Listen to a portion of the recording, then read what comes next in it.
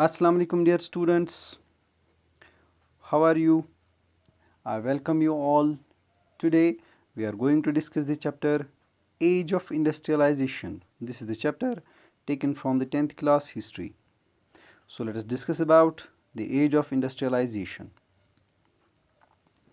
Dear students, इससे पहले कि हम ये चैप्टर स्टार्ट करें, डेफिनेशन से स्टार्ट करें, कुछ इन्फॉर्मेशन जो बहुत ज़रूरी है इस चैप्टर को जानने के लिए, समझने के लिए, तो स्टार्ट करते हैं। जो हिस्टोरियंस है, नॉर्मली जो मार्क्सिस्ट हिस्टोरियंस है, कार्ल मार्क्स के फॉलोअर्स हैं, वो इकोनॉमिक पॉइंट ऑफ व्यू से हिस्ट्री को लिखते भी हैं और देखते भी हैं। तो मार्क्सिस्ट हिस्टोरियंस का मानना है कि जो वर्ल्ड है इसमें बर्थ से लेकर आज तक 3 तरह की सोसाइटीज़ इमर्ज हो गई। जब से ये यूनिवर्स बनी है, जब से इंसान को ज़मीन पर देखा गया है, तो तब से अब तक 3 तरह की सोसाइटीज़ इमर्ज हो गई। पहली society that was called as slave society, दूसरी society that came to be known as feudal society, and the third one that came to be known as industrial society. तो जो पहली सोसाइटी है जिसको हम स्लेव सोसाइटी कहते हैं, इस सोसाइटी में क्या था, किस तरह से ये सोसाइटी फंक्शन कर रही थी, किस तरह से ये काम कर रही थी। देखिए, स्लेव सोसाइटी इसलिए इसको कहते हैं क्योंकि उस पीरियड में, यानी एंशंट पीरियड में और अर्ली मिडिवल पीरियड में जो लोग थे, जो रिच पीपल हुआ करते थे, चाहे वो लैंडलॉर्ड्स थे या फिर बिजनेसमैन थे या कुछ भी थे, रूलर्स थे, वो स्लेवरी पे ज़्यादा ये कंसंट्रेट करते थे, यानी वो उस टाइम पे स्लेव ज़्यादा होते थे। तो 2 तरह के लोग वहाँ पे सोसाइटी में, 2 तरह की कैटेगरीज फिर इमर्ज होती थी। एक जिनको हम मास्टर्स कहते हैं और जिनका काम है स्लेव्स को या तो कैप्चर करना या फिर उनको ख़रीद लेना। तो दूसरे स्लेव्स जो बेचारे काम करते थे और डे नाइट काम करने के बाद उनको सिर्फ सर्वाइवल का जो है, सर्वाइवल के लिए खाने पीने की चीज़ें या रहने के लिए जगह या फिर कपड़े यही मिलते थे। तो स्लेव सोसाइटी में काम करने वाले जो लोग होते थे ज़्यादा, वो होते थे स्लेव्स, और उसका फ्रूट, उसका फ़ायदा, उसका जो प्रॉफिट होता था, वो सारा का सारा मिलता था उस मास्टर को जिसने उस स्लेव को अपने अंडर लिया है या जिसने उस स्लेव को ख़रीदा है। तो स्लेव हम उस पर्सन को बोलते हैं जो खुद को या तो खुद ही बेचता है, या फिर उसको वॉर के दौरान कैप्चर किया जाता है, या फिर मार्केट से उसको ख़रीदा जाता है। तो स्लेव का स्टेटस आप ऐसा समझ लीजिए जिस तरह आपके हाथ में ये बुक है, आप जो इस बुक के साथ करना चाहेंगे वही करेंगे, because it is your property. Similarly slave भी एक प्रॉपर्टी हुआ करता था और मास्टर की प्रॉपर्टी होता था। मास्टर यानी वो पर्सन जिसने उसको ख़रीदा है या कैप्चर किया है, या फिर जब किसी इंसान ने दूसरे को अपने आप को बेच दिया किसी के लिए, अपनी फैमिली के लिए या किसी और रीज़न से। तो स्लेव सोसाइटी में जो रिच थे वो मास्टर्स थे और जो पुअर थे वो स्लेव्स थे। तो स्लेव्स दिन रात काम करते थे और इसका सारा बेनिफिट, इसका सारा प्रॉफिट ज़्यादा था मास्टर्स के हाथ में। दूसरी जो सोसाइटी है जिसको हम फ्यूडल सोसाइटी कहते हैं, फ्यूडल सोसाइटी हम उस सोसाइटी कहते हैं जो फ्यूडलिस्ट वर्ल्ड में इमर्ज हो गई। तो यूरोप की हम बात करें, फ़िलहाल यूरोप की ही एग्जांपल लेंगे। फ्यूडलिज़म लगभग लेट मिडीवल पीरियड में, अर्ली मिडीवल पीरियड में स्टार्ट हो गया और लगभग अर्ली मॉडर्न पीरियड तक कंटिन्यू रहा। तो देखते हैं इसमें क्या होता था। फ्यूडलिज़म असल में वो सोशल एंड इकोनॉमिक सिस्टम है जो डिपेंड करता है फ्यूड पे। फ्यूड का मतलब होता है लैंड, यानी जब लैंड ज़्यादा इम्पोर्टेंट बनती है और हर चीज़ के लिए यूज़ की जाती है, से फॉर एग्ज़ाम्पल मुझे किसी को सैलरी देनी है तो मैं उसको लैंड देता हूँ, जाके जो उससे मिलेगा, जो उस लैंड में से निकलेगा वो आपका। तो यूरोप में मिडीवल पीरियड के दौरान जो सिस्टम था वो था फ्यूडलिज़म, और जो फ्यूडल लॉर्ड होता था यानी लैंड का मालिक होता था, उसके लैंड में काम करने वाले जो लोग थे, जैसे जिनको हम कल्टीवेटर्स, फार्मर्स या पीजेंट्स कहते हैं या टेनेंट्स भी कहते हैं, यानी वो लोग जो मज़दूरी कर, जो काम करते हैं ज़मीन में, खेती बाड़ी करते हैं, तो यूरोप में उनको कहते थे सर्फ्स। तो यहाँ भी दो कैटेगरीज सामने आ गई। एक फ्यूडल लॉर्ड्स जिनकी ज़मीन होती थी, जो खुद कभी काम नहीं करते थे और उनका हर कोई काम करता था सर्फ। तो सर्फ का काम होता था उसकी खेतों में काम करना, उसके घरों में काम करना, उसकी पर्सनल काम करना, बल्कि सफाई तक करना, जानवरों को पालना, ये सारा काम था। यहाँ फिर से हमें पता चल रहा है कि जो रिच पीपल थे वो तो फ्यूडल लॉर्ड्स थे, लेकिन जो बेचारे काम करते थे दिन रात डे नाइट काम करने के बाद, जिन्हें सिर्फ लाइवलीहुड मिलता था, यानी ज़िंदा रहने के लिए, सर्वाइव करने के लिए मिलता था, वो थे सर्फ्स। तो फिर हमने दूसरी सोसाइटी में देखा कि यहाँ एक्सप्लॉइट करने वाला फ्यूडल लॉर्ड और जिसको एक्सप्लॉइट करता था वो सर्फ। तो पहली सोसाइटी में एक्सप्लॉइट करने वाला मास्टर और जिसको एक्सप्लॉइट करते थे वो स्लेव। तीसरी सोसाइटी जो हिस्टोरियंस, मार्क्सिस्ट हिस्टोरियंस बोलते हैं, वो है इंडस्ट्रियल सोसाइटी।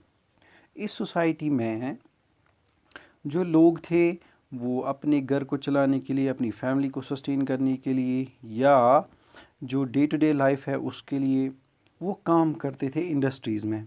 लेकिन उनके लेबर को एक्सप्लॉइट किया जाता था। तो देखते हैं कैसे करते थे एक्सप्लॉइट। इंडस्ट्रियलिस्ट वो पर्सन होता है जिसके पास बहुत सारा पैसा है और उसने इंडस्ट्री बनाई है, वहाँ पे जो लोग आते हैं काम करने के लिए, दे आर कॉल्ड वर्कर्स। तो यहाँ भी दो कैटेगरीज के लोग आ गए, एक जिनको हम इंडस्ट्रियलिस्ट कहते हैं, दूसरे वो जो वहाँ पे काम करते हैं, दे आर कॉल्ड वर्कर्स। तो इस सोसाइटी में भी जो रिच थे वो इंडस्ट्रियलिस्ट थे और जो पुअर रहे या जिनकी जो लाइफ थी वो काफ़ी मिजरेबल थी, देवर वर्कर्स। तो वंस अगेन एक्सप्लॉइट करने वाला इंडस्ट्रियलिस्ट और जिसको एक्सप्लॉइट करते थे वो वर्कर। तो आज जो हमारा ये टॉपिक है वो है इसी इंडस्ट्रियल एज के बारे में। तो डिफ़ाइन करेंगे सबसे पहले इंडस्ट्रियलाइजेशन क्या होती है। इंडस्ट्रियलाइजेशन को हम सिंपली डिफ़ाइन कर सकते हैं setting up of industries. Industries जब एस्टैब्लिश की जाती है, सिंपल वर्ड्स में उसको हम बोलते हैं इंडस्ट्रियलाइजेशन। लेकिन सबसे पहले जानने की कोशिश करेंगे इंडस्ट्री होती क्या है। इंडस्ट्री वो प्लेस होती है जहाँ पे रॉ मटेरियल को कन्वर्ट किया जाता है into finished goods by using simple tools और कम्प्लेक्स मशीन्स। चाहे सिंपल छोटे छोटे टूल्स इस्तेमाल करें या फिर बड़ी बड़ी मशीन्स यूज़ करें, तो हर हाल में एक रॉ मटेरियल कन्वर्ट होता है इनटू फिनिश्ड प्रोडक्ट। एग्जांपल यहाँ पे लेंगे, यहाँ पे जो चरखा चलाने का काम होता था, जो वीमेन नॉर्मली करती है मोस्ट ऑफ द वर्ल्ड में, जो लगभग 1980s तक कंटिन्यू ट्रेंड रहा, आज भी है कहीं जगह कहीं कहीं पे। तो वो चरखा चलाती हैं, फिर धागा तैयार होता है कॉटन का या फिर वूल का। तो धागा बनाने के बाद उसको कपड़े में कन्वर्ट किया जाता है, यानी वीविंग सिस्टम। तो इस तरह से बहुत सारी वीमेन घरों में काम करती, फिर वो कॉटन के थ्रेड्स बनाती या फिर जिसको हम बोलते हैं वूल, उसके थ्रेड्स बनाती और थ्रेड फिर कन्वर्ट होता था कपड़े में। तो यहाँ रॉ मटेरियल जो है वह है कॉटन या फिर जिसको हम कहते हैं दैट इज़ वूल, रॉ वूल। तो फिर रॉ मटेरियल ये हो गया, प्रोडक्ट हो गया जब इसको कन्वर्ट किया जाता है क्लॉथ्स में।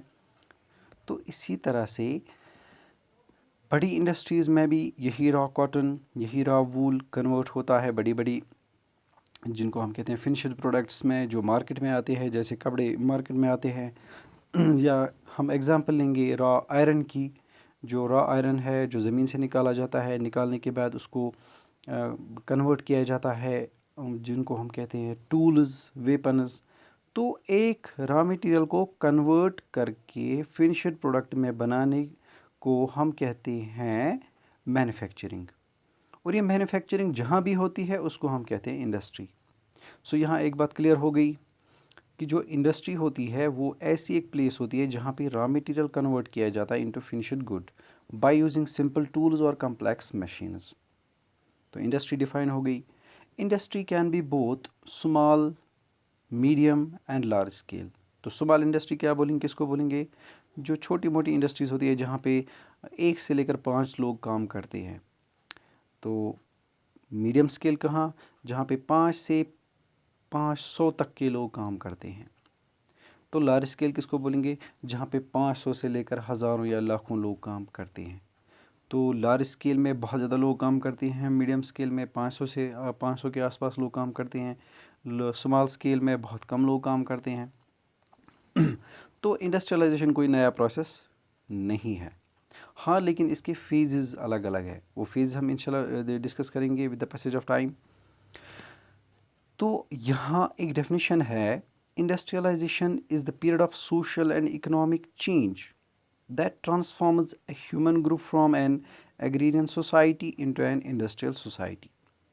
तो जब एक एग्रीकल्चरल कंट्री कन्वर्ट होती है इनटू इंडस्ट्रियल कंट्री, इसको इंडस्ट्रियलाइजेशन कहेंगे, या फिर ये कहेंगे जब ज़्यादातर लोग एग्रीकल्चर पे डिपेंड करते हैं, वो एग्रीकल्चरल इकोनॉमी कहलाती है। जब ज़्यादातर लोग एग्रीकल्चर को छोड़कर इंडस्ट्रीज़ पे डिपेंड करते हैं, वर्क पे काम करते हैं, वर्क पे डिपेंड करते हैं, काम पे डिपेंड करते हैं, दिस इज़ कॉल्ड इंडस्ट्रियलाइजेशन। तो पहली डेफिनेशन सिंपल मैंने दी थी, जब इंडस्ट्रीज़ बनाई जाती है वहाँ पे बहुत सारे लोग काम करते हैं, फिनिश्ड प्रोडक्ट्स निकलते हैं, मार्केट में पहुँच जाते हैं, मार्केट रन करने लगता है, और इस तरह से जो इनकम्स होती है लोगों की, ख़ासतौर पे जो वर्कर्स हैं उनकी, वो बढ़ जाती है। तो इसी फेज़ के बारे में हमें आज डिस्कस करना है। तो डियर स्टूडेंट्स, सबसे पहले जो अर्लीस्ट फेज़ था इंडस्ट्रियलाइजेशन का, जो सबसे पहला फेज़ था, it was called as proto industrialisation. यहाँ प्रोटो का लिटरल मीनिंग हम ले सकते हैं early, it means early phase of industrialisation.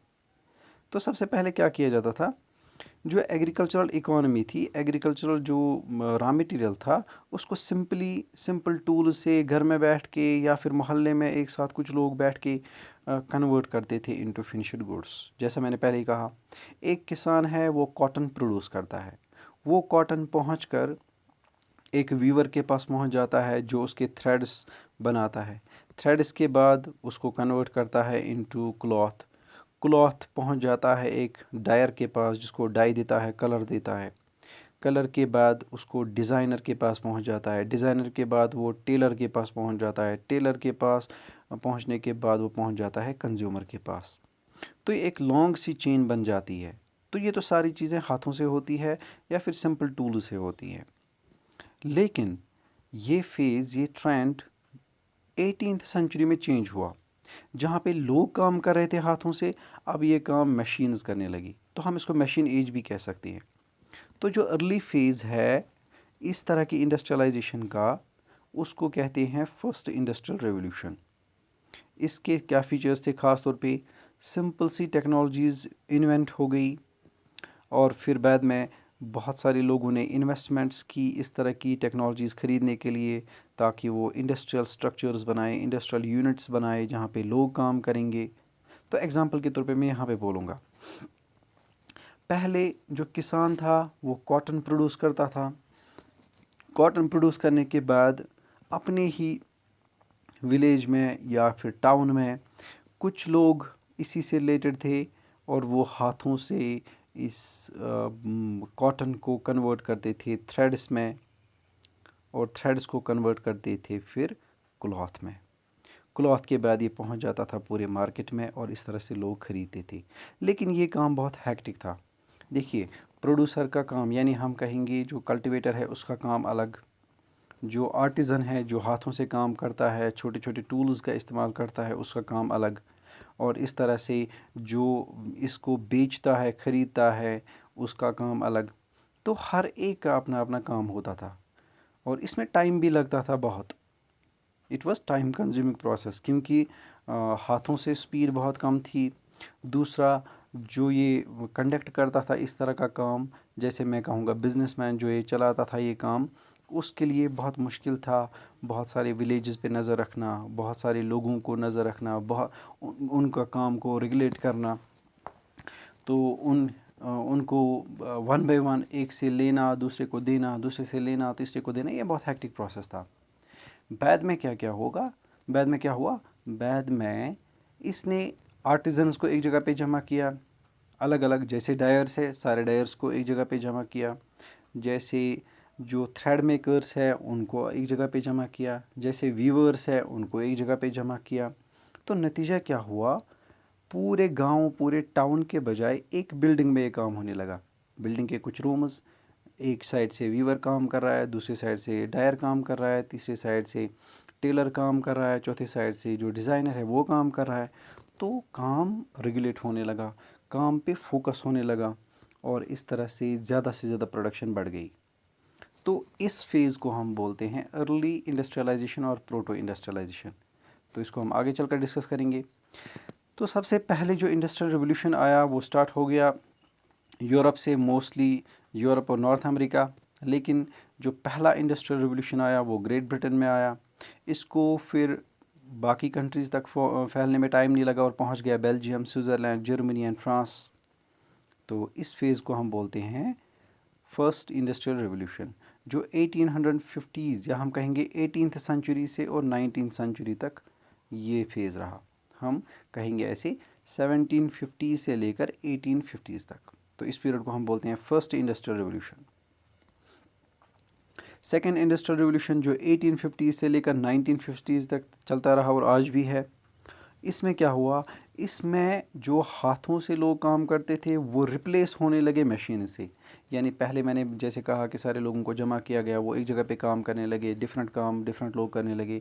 लेकिन अब ये काम इंसानों के बजाय, ह्यूमन लेबर के बजाय मशीन से लिया गया। And this is called second industrial revolution. Obviously इसमें इन्वेंशंस बहुत ज़्यादा हो गई, जिसमें ख़ास तौर पे जिसको हम स्टीम इंजन की बात करें हैं या कंबशन इंजन की बात कर रहे हैं, कैनाल्स की बात करें हैं, रेलवेज़ की, इलेक्ट्रिकल पावर लाइन्स है, ये सारी। तो बहुत बड़ी बड़ी माइनस इंडस्ट्रीज़ सेट हो गई, जिनको हम कहते हैं coal mines, steel works, textile factories. तो इन्होंने जो घरों में लोग काम करते थे उसको बदल के अब जो है मशीन बेस्ड बना दिया। तो अब इंसानों से ज़्यादा मशीनें काम करने लगी। तो by the end of the 20th century East Asia, जिसको हम कहते हैं ब्रिक्स, जैसे Brazil, Russia, India, China and South Africa, अब ये इंडस्ट्रियलाइजेशन की तरफ दौड़ पड़े। और आज की डेट में जो हम 21st सेंचुरी है, तो इस वक्त यही जो कभी बैकवर्ड कंट्रीज़ होती थी, जो कभी अंडर डेवलप्ड थी, जो कभी पुअर कंट्रीज़ थी, जिनको हम थर्ड वर्ल्ड कंट्रीज़ कहते हैं, ये इंडस्ट्रीज़ की तरफ अब जाने लगे। तो ये सारी चीज़ें हम डिस्कस करेंगे वन बाय वन आज के इस चैप्टर में, जिसका नाम है एज ऑफ इंडस्ट्रियलाइजेशन।